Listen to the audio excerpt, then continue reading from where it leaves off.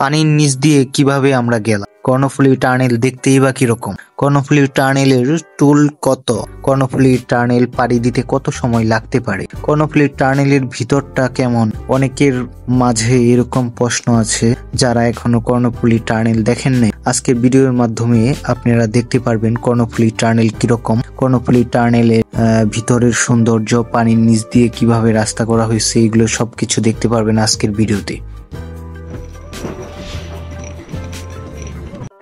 আসসালামু আলাইকুম সুপ্রিয় সুধী, কেমন আছেন সবাই? আশা করছি সবাই অনেক ভালো আছেন। আমিও আপনাদের দোয়া অনেক ভালো আছি। আজকে আমরা চলে এসেছি চট্টগ্রামের বিভিন্ন পর্যটন স্পট দেখতে। তার মধ্যে কর্ণফুলী টানেলটাও অন্যতম একটা স্পট বলা যায়। অনেকেই কর্ণফুলী টানেল দেখেন নাই বা দেখার ইচ্ছা আছে, অনেকেই সময় করে আসতে পারতেছেন না। তারা আজকের এই ভিডিওর মাধ্যমে আপনারা দেখতে পারবেন কর্ণফুলী টানেলটা কিরকম, কর্ণফুলী টানেলের দূরত্ব কতটুকু, কর্ণফুলী টানেলের ভিতরের অবস্থা কিরকম, মানে পানির নিচ দিয়ে কিভাবে লোকজন যাতায়াত করে, পানির নিচ দিয়ে কিভাবে কন্ডিশন, এটা অনেকের কৌতূহল আছে।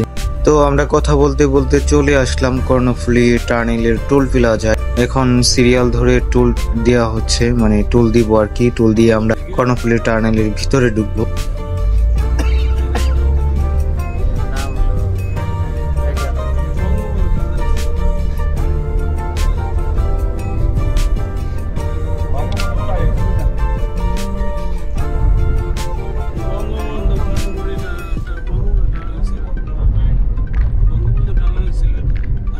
টুলের মূল্য হচ্ছে কার পিকআপ 200 টাকা এবং মাইক্রো বাস 250 টাকা, আর বাস আসন বেঁধে টিকিটের সংখ্যা।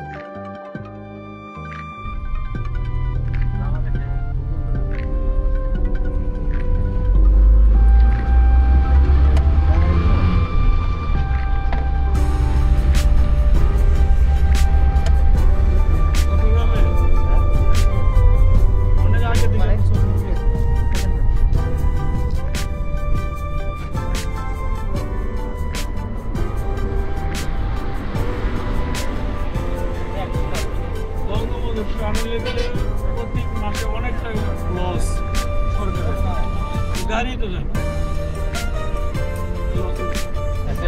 করে দেয়, তাহলে অনেক টাকা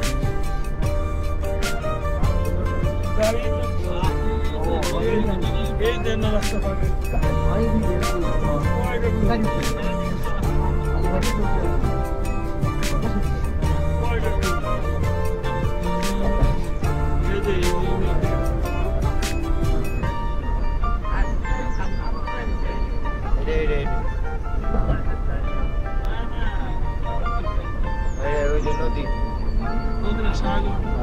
টুল কমপ্লিট করে আমরা এখন যাচ্ছি টানেলের দিকে। টানেলে যাওয়ার রাস্তাটা খুবই সুন্দর।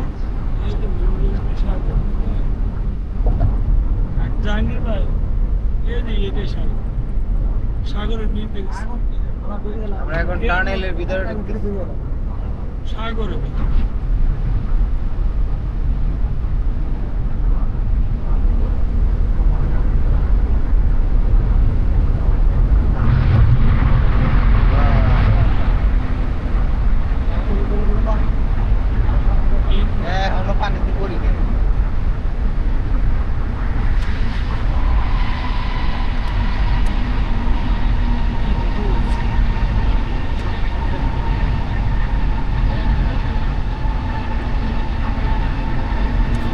কর্ণফুলী টানেলটি স্থাপন করা হয়েছে কর্ণফুলী নদীর নিচ তলদেশ দিয়ে। কর্ণফুলী টানেলটির দৈর্ঘ্য 3.32 কিলোমিটার।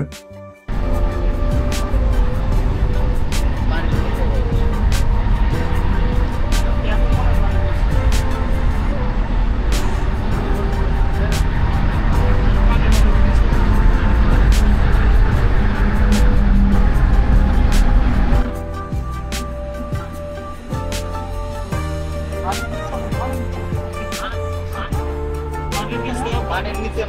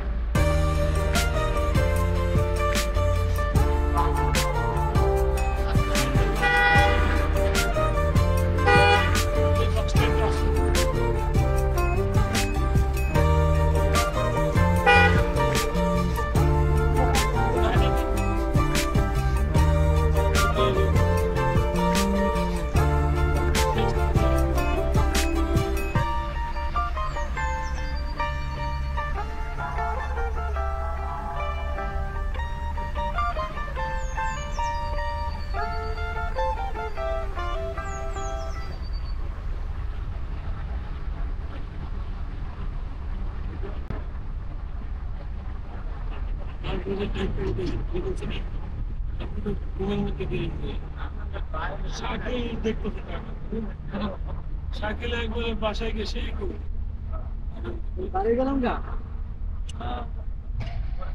আপনার উপরে উঠলাম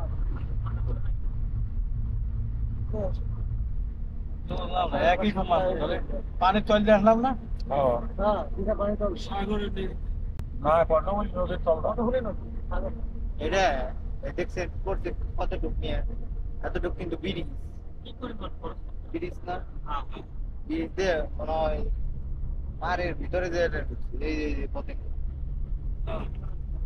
পতেঙ্গ পতেঙ্গা, তো এটা তো সাগর, এটাই তো পতেঙ্গা, এই যে সাগর। পাখি চাই গাড়ির অবস্থা দেখছেন আজকে পাখির ট্যাঙ্ক সামনে সামনে করে আপনি আমার এই নেটে পেয়ে গেছিলেন, এই ব্লগারটা নিশ্চয়